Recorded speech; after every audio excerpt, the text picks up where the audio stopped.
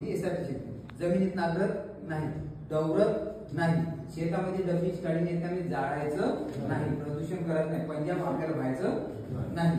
या प्रत्येक गोष्टीतून काय करू राहिलो आपण? कार्बन वाचवून राहिलो, आपण प्रदूषित करत नाही।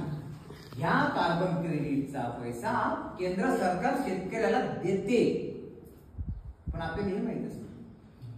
पण देते म्हणजे हे करता येईल का? मी आता 5 वर्ष करतोय, मी जर गेलो खूप मी वाचवलं म्हणजे एकट्या देईल का?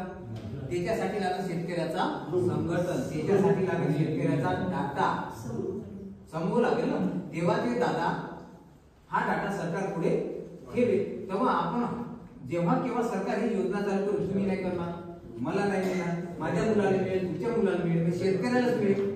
त्याच्यासाठी आपल्याला आमचा जो प्रोटोकॉल आहे, ट्रॅक्टर बंद, बैल बंद, मजूर बंद, वावरात बांगडी बंद, फक्त पीक काढाच्या वेळी बांगड्या बांधणारी बाई असली पाहिजे सरळ सरळ भाषेमध्ये।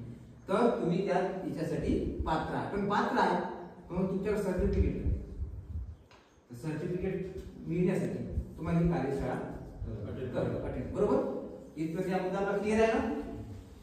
सांगत चला, कारण मी सुद्धा शेतकरी